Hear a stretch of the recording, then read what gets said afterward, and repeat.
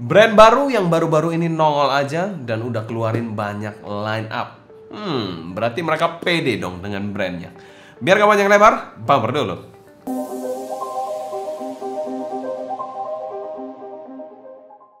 Halo semua, selamat datang di channel Sounding Team bersama dengan saya Sebastian. Seperti biasa akan sharing info dan racun mengenai dunia personal audio, baik itu audio portable ataupun desktop audio. Kalau berbicara soal brand baru, biasanya line up mereka ya 1-2 aja paling. Tapi kali ini brand Seagate ini sudah punya banyak line up dari yang low end sampai yang high end sekalipun. Dimana kita sama-sama tahu kalau memproduksi in-ear monitor itu butuh waktu untuk mentuning yang proper dan juga melakukan QC yang sangat baik. Tapi apakah brand ini bisa memenuhi ekspektasi tersebut? Itu makanya kita akan bahas sama-sama di video kali ini. Kebetulan Seagate kali ini datang dari lini yang budget mereka yang menggunakan single dynamic driver yang diberi nama Nuo. Menggunakan kabel dual pin yang tentu saja sudah detachable 0,78 mm. Dengan sensitivitas 107 ohm dan impedance 32 ohm. Dan kita mau thanks berat untuk Linsoul sebagai sponsor video review kali ini. Link pembelian saya taruh di kolom deskripsi di bawah dan 100% review ini adalah opini pribadi saya. Selain kita bahas packaging dari in-ear monitor satu ini, untuk sensasi unboxingnya pernah kita bahas pada video terpisah, kalian bisa cek aja di link di atas. Kalau bicara soal kelengkapan in-ear monitor satu ini, menurut saya biasa aja. AirTips-nya agak pelit karena cuma 3 pasang standar aja. Kelengkapannya juga esensial banget dan no case sama sekali di in-ear monitor satu ini. Untuk sensasi unboxingnya pun B aja, jadi tidak spesial-spesial banget, ya mirip-mirip 11-12, 11-13 sama kaset lah. Dan secara umum kami berikan skor B solid untuk packagingnya, ya masih bisa dimaafkan karena dia memang ranah budget. Selanjutnya kita bahas build quality dari in-ear monitor satu ini. Oke, untuk build quality-nya dari in-ear monitor satu ini, dia memiliki bahan mungkin resin atau mungkin plastik ya. Mungkin kalau kalian bisa tahu, bisa tulis di kolom komentar di bawah ya, pastinya bahannya apa ini. Dan smoky black gitu untuk housingnya, dan bisa kelihatan siluet dari dalam in-ear monitornya. Dan terdapat 2 fan hole, satu di dekat nozzle-nya ini ya. Mana?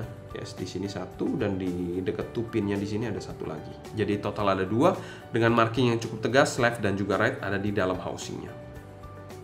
Berbicara soal nozzle-nya ini berbahan aluminium dan berbeda dari housingnya dengan nozzle yang memang agak sedikit melengkung dengan diameter tadi saya ukur sekitar 5,7 mm dan sudah ada filternya juga seperti ini.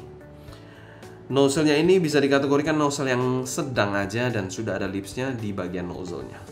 Berbicara soal faceplate, saya agak bingung sebenarnya faceplate-nya ini bahannya metal atau hard plastik. Saat dibenturkan seperti ini kayak metal ya, tapi pada saat dipegang kok nggak dingin, mungkin ya karena finishingnya ya.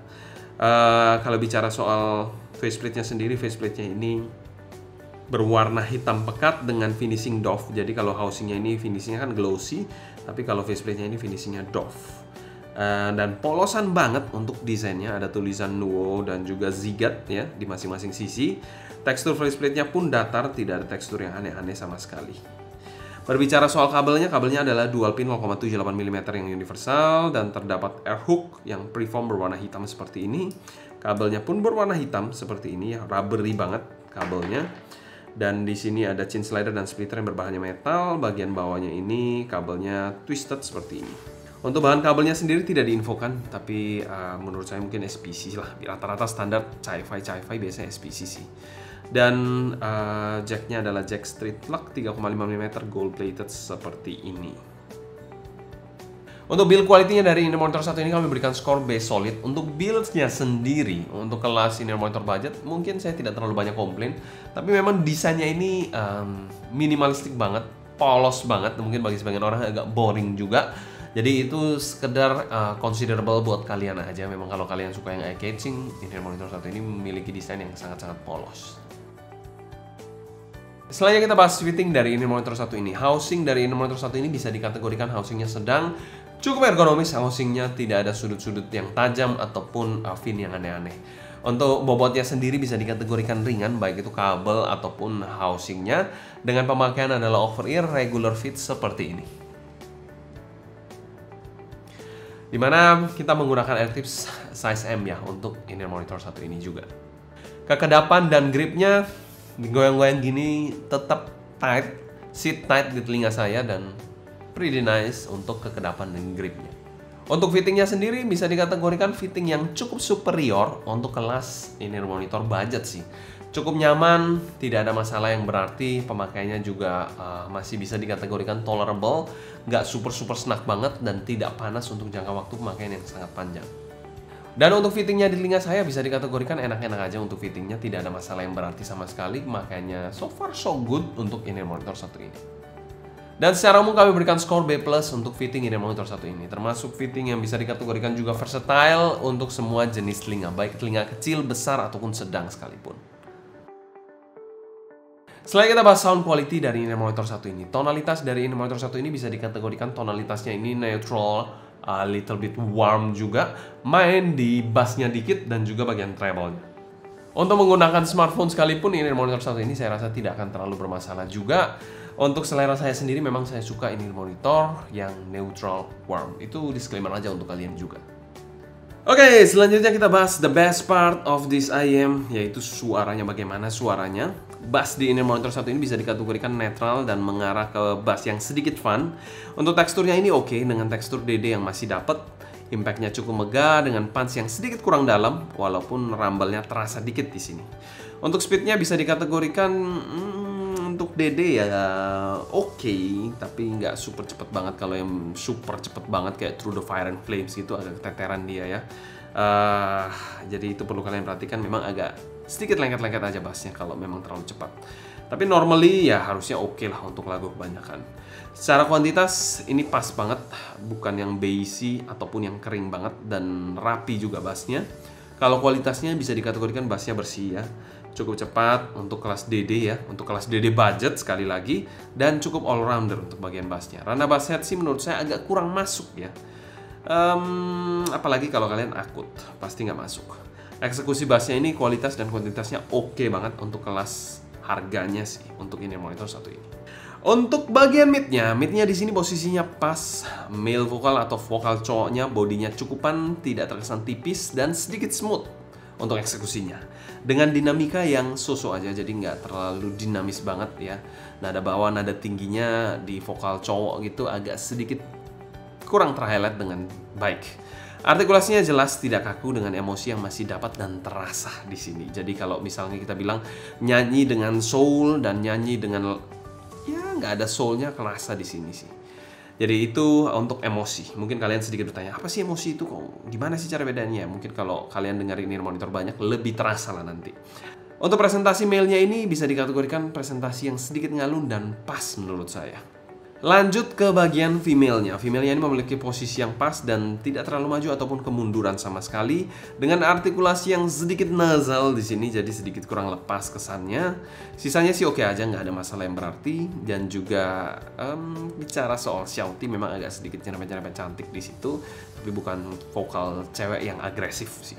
Selain itu, presentasi untuk instrumennya blending dengan baik, suaranya cukup proporsional dan natural di in-ear monitor satu ini. Lanjut ke bagian treble-nya. Treble-nya bisa dikategorikan treble yang sedikit bright dengan kesan string yang ada tapi terkontrol dengan baik. Jadinya agak pedas sedikit tapi masih oke sih decay-nya, jadi nggak panjang-panjang banget decay-nya yang bikin fatigue ya di situ. Masih dapat dinikmatin tanpa terkesan terlalu nyerang sih untuk bagian treble-nya. Micro detailnya pun cukup nice di sini, ekstensinya juga oke di sini. Dan nuansnya sih oke lah, B aja sih. Selain itu untuk sibilance-nya di sini juga nyerempet-nyerempet cantik, jadi perlu kalian perhatikan antara sibilance dan shouty-nya ada nyerempet-nyerempet cantik dikit. Dan secara keseluruhan tonalitas dari Nuo ini kami berikan skor B+, salah satu in-ear monitor budget yang bisa dikategorikan cukup balance presentasinya. Bassnya sedikit fun, neutral, mid-nya overall good, dengan treble yang exciting namun tetap terkontrol. Selain kita bahas teknikalitas dari in-ear monitor satu ini, presentasi dari in-ear monitor satu ini bisa dikategorikan presentasi yang cukup balance for all the spectrum, jadi pretty nice di situ. Untuk timbernya menurut saya ini untuk kelas budget ya, tidak ada masalah yang berarti untuk bagian timbernya. Tuningnya oke, drivernya pun mendukung, jadi ya not bad lah. So, untuk soundstage-nya sendiri, in-ear monitor satu ini memiliki soundstage yang wow, cukup lebar, wow me juga di situ ya. Depth-nya juga wow me again, walaupun tingginya kita bilang biasa aja. Jadi simply in-ear monitor satu ini menghadirkan, menyajikan, memberikan soundstage yang cukup 3D yang wow untuk kelas budget sih. Untuk detailnya di in-ear monitor satu ini untuk single dynamic driver pretty good, pretty nice ya, walaupun bukan yang detail monster banget sih. Untuk clarity-nya pun di sini cukup oke, bukan yang tipe mendem-mendem gelap sama sekali.